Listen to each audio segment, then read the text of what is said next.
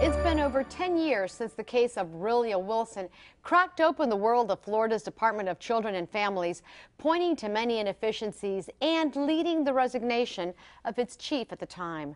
What changes have been made with child welfare, and how much further do we need to improve this system? Joining us to share her thoughts is Frances Allegra, CEO of Our Kids of Miami-Dade and Monroe. Frances, thank you so much for being here with us today. Thank you, Helen. Thanks for having me. Well, what have we learned from this terrible tragedy? It's a terrible case. I'm here to tell you that in the last 10 years since the discovery that Rilya had gone missing, so much has happened in Florida, and so much specifically has happened in Miami, that we can learn what went wrong, and then we can go forward and make some changes. So in other words, even though one hopes that a mistake will never be made again, if the question's asked of you, can it happen again, what would your answer be? We think it can't happen again. So many things have taken place. Number one, a decade ago, Florida took the bold step, the governor and the legislature, at the time it was Governor Bush, and the legislature agreed to privatize the entire state's foster care system. Today, we work under a system that's called community-based care. Local communities were asked to step up and create organizations to be accountable for their decisions, their performance, their outcomes.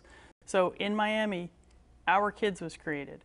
And in 2002, we've been providing services. And we believe that we have been able to confront some of the most difficult issues, like what were the cracks in the system that led to a child like Rilya going missing? And in this particular case, when you look at a child who is being reviewed by a caseworker, in the case of Rilya, that caseworker was lying to authorities, lying to her bosses, never seeing Rilya. That's right.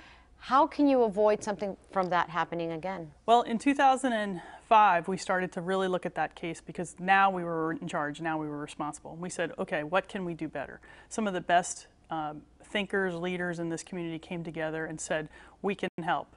Industry, private business, and large employers, everyone came to the table and said, what can we do to make this better? DCF has been a great partner through this whole process. And we found that there was off-the-shelf, cutting-edge technology that could be applied to this business. It's being applied to all businesses today. Why should child welfare be left behind? And the technologies that we have pioneered here in Miami have gone statewide. And for instance, every time a caseworker is visited in their home, a caseworker visits a child in their home, that child's visit is documented with a photograph, a GPS signature. So we know that child was visited. We know the address of where they were visited. They have to be visited in their home, not at their school, not in an office, not at someone else's house. You have to go to their home.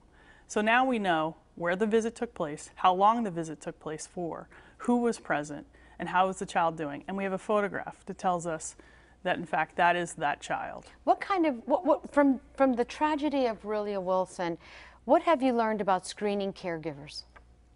Today, as a result of this case, and this has evolved over years, as a result of this case, the state and all the community-based care agencies have taken great pains to re-evaluate how we evaluate who gets to take care of these children.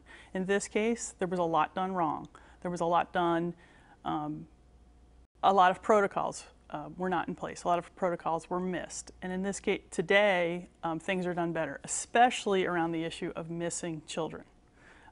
We think that some of the best, outside of the technology, some of the best solutions have been around how to report children missing, the urgency around that, getting law enforcement to support that urgency, reporting it to the National Center for Missing and Exploited Children.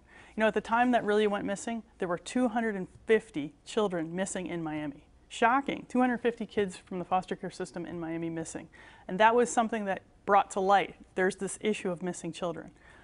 Since her disappearance and since the privatization and since there's been a lot of pressure around cleaning up how missing children are reported, tracked, and found, we've seen a dramatic decrease. Today, the number of missing children is a handful. One is too many, but it's a small amount today. Florida, and I look at it statewide because we have the case of Casey Anthony being revisited, that maybe some evidence wasn't properly documented about a search engine on her computer. You look at this tragedy of Rilya Wilson, that the caregivers are being tried at this point in time. Florida, at the time of Rilya Wilson's tragedy, of her missing and death, was probably the worst state when it came to, No question. the worst state out of 50 when it came to children being properly cared for through foster care.